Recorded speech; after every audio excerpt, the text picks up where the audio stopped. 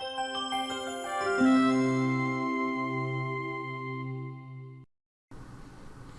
this video, I'm going to show you how to create an on-campus assessment. And to do that, you would just click on the assessment button within your assignments tab. You want to give your assessment a name or title. Then you can give the maximum points that are available for the assessment, and then how you want those points to be divided, whether you'll divide them equally among the questions or whether you'd like to assign those values per question. You can also set a time limit to how long the students have to complete the assignment or assessment once they've begun, and then the number of attempts that you want to allow the students to have. You can set this up to 5 attempts. You can also set whether you want your questions to appear one at a time or listed all together. Unless you have a specific reason to list them one at a time, I recommend listing them all together. This way the student doesn't have to change screens in the middle of an assessment, which sometimes can cause problems if the student's internet isn't functioning the way it should. You can also choose to randomize the questions so that they appear in different order for different students, and then allow whether the student can begin and save for later. If this were in a review assessment where we're just having them do some review questions, you might want to give them the ability to save for later. That way the student can begin the assessment and then click the Save for Later button, save their work, and then come back at a later time and complete it. You want to choose the assignment type. If this is a graded assessment, you want a grade to appear in your gradebook, then you would click something that's associated with your gradebook, which are noted with the GB. If it's not, if it's just a review or something you want them to complete without having a grade appear in the gradebook, you would choose a different assignment type that's not associated with a gradebook type. In this case, I'll choose to have it associated with a gradebook. If it is associated with a gradebook, then you want to make sure and have it added to gradebook. If not, you're going to uncheck this box. Then you add your abbreviation and your maximum points. And then of course you can add it to multiple sections. In this case, I'll post it just to one, assignment date and due date, and then click Save and Add Questions. At this point, I will then add the questions building the assessment. There are 4 types of questions that you can have in an assessment. The first thing you want to do is give a description. Now, these will be the instructions for the assessment. So whatever instructions you want to give to the student, they will actually be able to click the Take option in OnCampus, which will take them to the instructions introduction, and then they'll have to click the Begin button before the assessment actually begins. So these instructions can be rather detailed. You can even put additional things for them to do in order to review before an assessment. In the case that you would be pointing the student to another digital online resource, you would want to be sure that your links are properly formatted in the description. In this case, I have a Facebook topic that I want the students to have the option to go and review for this quiz. So I can select the text and click the link and copy in the link URL, set this to open in a new window, and then hit Insert. That would give the students the ability to quickly get to the topic and information that they can use to review for this assessment.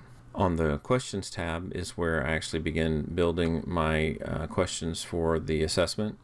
The first question type is an essay question. This gives the students the ability to answer an essay question.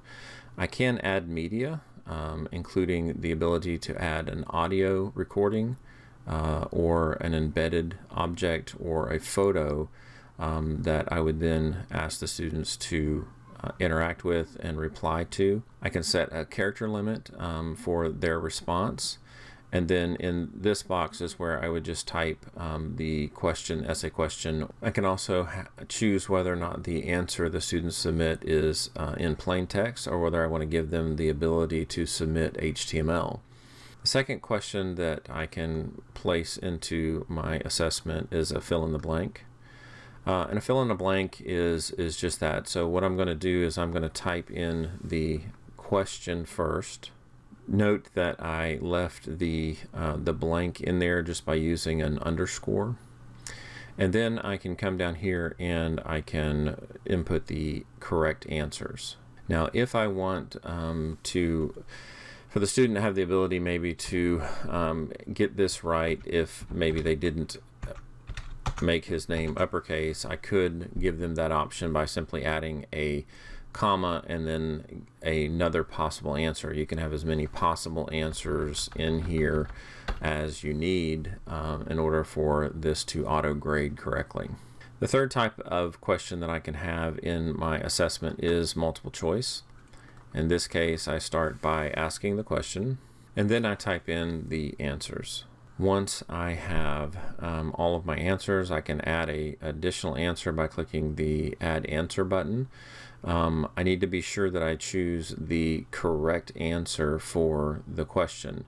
Now, if there are more than one correct answers, I just simply need to make sure that I select both of the correct answers. It is important to note that if you do not select a correct answer, then no matter what the student answers, the OnCampus will count the question wrong. It'll count the answer wrong. Again, notice that with all of these, you're able to add media, which includes an audio file, any type of embedded file, which may be a YouTube video or maybe a video you've created or a photo. And so those can all be part of the assessment that you create. The last question type that I have is the true or false question type.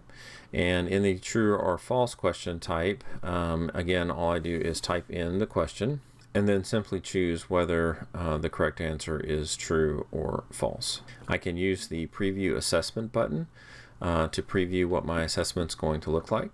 So again, as I mentioned, when the student clicks the Take option on their assignment center, it takes them to the description. They have to actually click Begin to begin the assessment. That's what would begin the timer if you did set one. It's also what would then give them the option to submit or save for later. At this point, they have not begun the assessment. So if this student wanted to click to my topic and review before they took the test, they could, and then come back to it at a later point. So that is the creation. On the results page, there are several different things they could take a look at. Show results page only after the student has submitted at least one attempt.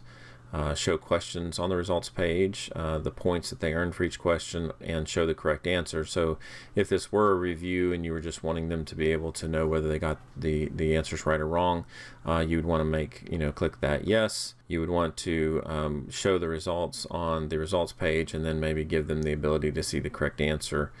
You can also show them the amount of time that they used to complete the assessment, as well as show the Take Again button if they have the ability to take it multiple times. So again, if it's a review and you're just wanting them to have the chance to use this assessment as a review, you might want to turn all those on. If it's not, you might not want to have any of them on if it's actually a quiz or being counted as a test grade. So once you've got your results options set, you can back out of the assessment. And now I see the assessment on my classwork page. Now from the student perspective, we can see that the Facebook quiz is in. Now this is an important feature that you should understand about assessments. Assessments are only available for the students to take on the assigned date. So if a student, even though this student can see that the assessment is coming up on April 14th, since today is not April 14th and that is in the future, the assessment is marked as upcoming. So students aren't allowed to take these assessments until they are actually assigned. So if it was a test or a quiz, you would want to make sure to assign that on the day that you're actually taking it. If it were a review assessment and you're just wanting, or a classwork assessment, you might assign this on the day before you're wanting it due, or even a few days before you're wanting it due if you're wanting them to be able to use it as a review. So in order to show you what this looks like for the student, I'm going to quickly change this to an earlier date. And now you can see that the student has the available action to take the assessment. Notice that the student can't click into the details of the assessment. Again, those are only available when you click the Take option. but clicking the take option doesn't begin the assessment. So here I have my instructions, just like I had mentioned. It's telling me how many questions there will be and giving me the instructions as well as the opportunity to review before the test. I can click begin, and now since I chose to have all of my questions on the same page, my student is seeing that information and they're able to submit their answers. Once the student has completed the assessment, they can click Submit Answers. They have to confirm that they want to submit. And then here's that results page that we talked about. So in this case, I am showing not only the answers that they submitted, as well as the overall score. One thing to note here is that an essay question can't be graded automatically. So you'll notice here that there's one awaiting the grading process. So back over in our teacher interface, we can jump into that quiz. We can see that Jill submitted her work, the time that she submitted it, the date and the time, as well as the points that were assigned to her. But remember, we still have one question waiting, so we have to click into the results. And you'll notice that you have the ability here to now assign the points to Jill's answer to this first question. So in this case, you can assign those points here. You also have the ability to add comments to any of the questions, so that if you wanted to give the student some feedback on their answers, you can do that right within here. You can also come in and change them. So maybe Mark Twain wasn't the exact right answer, but instead of giving them no points, I'm going to give them 10 points for trying. And so they get a partial credit for that. So you're able to do all of that. You can also mark assignments as exempt, incomplete, and missing. You also have the ability, since it is an assessment, to extend the days past the due date that the student can take that assessment. So if say the student hadn't completed the assessment and I wanted them to maybe retake it or give them another chance to complete it since they hadn't, I might be able to extend this, however many days I want past the due date, and then I would click the allow retake if that wasn't an option. But since I already allowed them to retake the assessment, I shouldn't have to click on this button. But if it was a quiz or something that you didn't allow them to do retakes, you would want to then click that button, and that would allow them to do the retake. And then once all this is done, I can choose to commit this grade to my gradebook or save it for later. In this case, I'll just go ahead and commit it. So my committed grade is now here. There's also the option to get a detailed question breakdown, which breaks down all of the questions, the number that were answered correctly, partially correct, and incorrect, so that you have a little bit more information on how the students are doing. And that's the creation of an on-campus assessment.